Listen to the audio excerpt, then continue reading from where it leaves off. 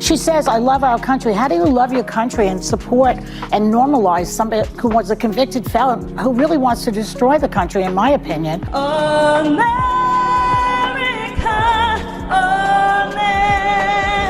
America, from sea to shining sea. All right, buckle up because things are about to get intense. Joy Behar has landed herself in serious trouble, and it's all because of none other than Carrie Underwood. Yes, you heard that right. Carrie Underwood, the golden girl of country. Music isn't just sharing her opinions this time. She's taking things straight to court. So how did we get here? Well, Joy Behar made some harsh remarks on The View about Carrie's performance at Donald Trump's inauguration. And guess what? Carrie has had enough. She's not staying silent this time. She's firing back with a defamation lawsuit that has the entire world talking. We're not just talking about some mild controversy.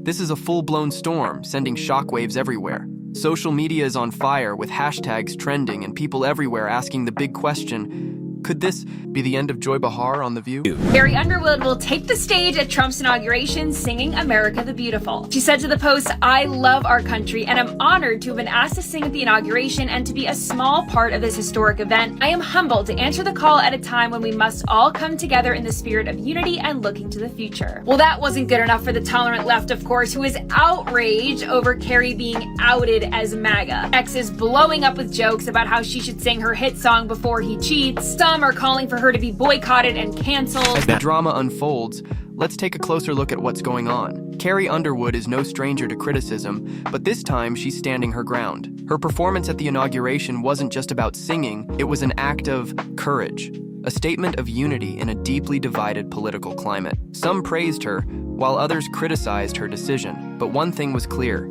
she performed with grace and confidence. She took the stage not just as a musician, but as someone willing to bridge a gap during a time of national tension. Whether people agreed with her or not, her performance was a moment of significance. Rich weighed in, saying there are several top-tier country artists who support Trump, and I wish they'd finally have the balls to come forward and be counted. Ain't nothing outlaw about keeping your mouth shut to appease the record label.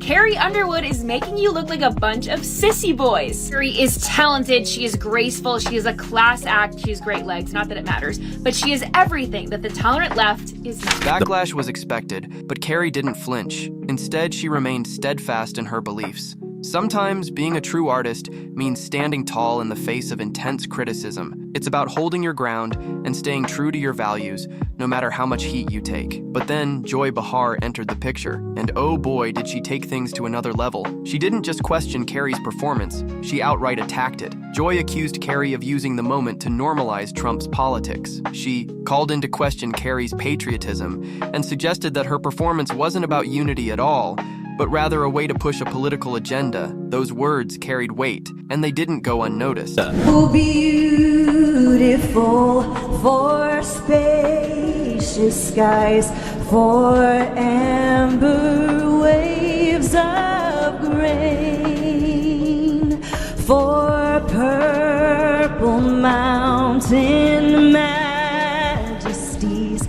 above the fruited plain.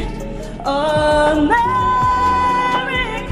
As if that wasn't enough, guess what Carrie did? She remained silent, at least for a little while.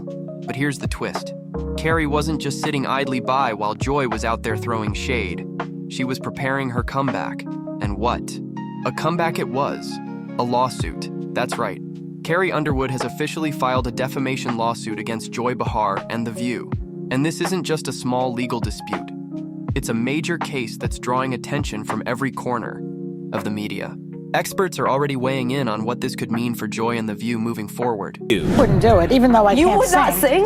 No, I would not. I would not normalize him. And she says, I love our country. How do you love your country and support and normalize somebody who was a convicted felon who really wants to destroy the country, in my opinion? I don't understand how you say you love your country at the same time as you normalize this convicted felon, which I can say now every day. A lot of my family voted for Trump. They love the country and vote for him. I think that people make these decisions for a lot of reasons. Okay, fine. And I would not be the person to say don't do it, because I believe in free speech and everything about it. I personally would not do it. No one's asked me, but that's another story. Carrie's legal team is arguing that Joy's comments were completely baseless and have caused serious damage to her reputation. This isn't just a war of words anymore. It's a full-blown legal battle, and it's turning heads everywhere. Now, Joy Behar is feeling the heat. Critics are coming for her, calling her words nothing more than personal attacks rather than legitimate commentary. Meanwhile, fans are rallying behind Carrie like never before. Hashtags like #JusticeForCarrie and #StandWithCarrie are dominating the internet, and it's not just Twitter that's buzzing.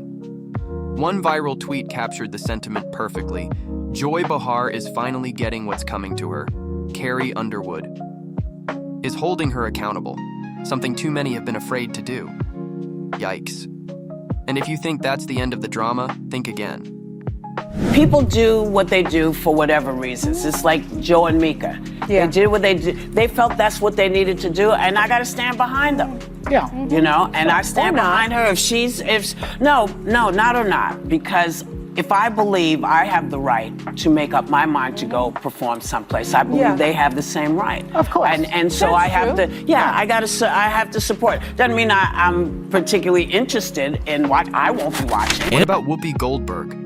Reports suggest she's been working overtime behind the scenes to calm the storm, but the backlash against Joy just keeps growing. Fans are demanding her resignation, calling her comments inappropriate and completely unnecessary. Even some of her co-hosts appear uncomfortable as this firestorm continues to spread. Meanwhile, Carrie isn't just defending herself. She's making a powerful statement. By suing Joy, she's sending a clear message. Words have consequences. You can't just throw around reckless accusations without facing repercussions.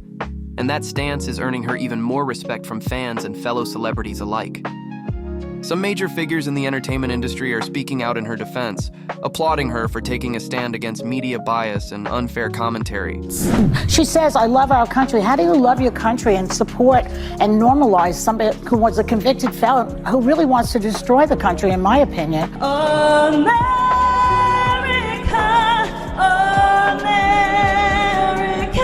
from sea to shining sea. This lawsuit could spark an even bigger conversation about the limits of commentary on national television. Is it fair for public figures to use their platforms to make unfounded claims?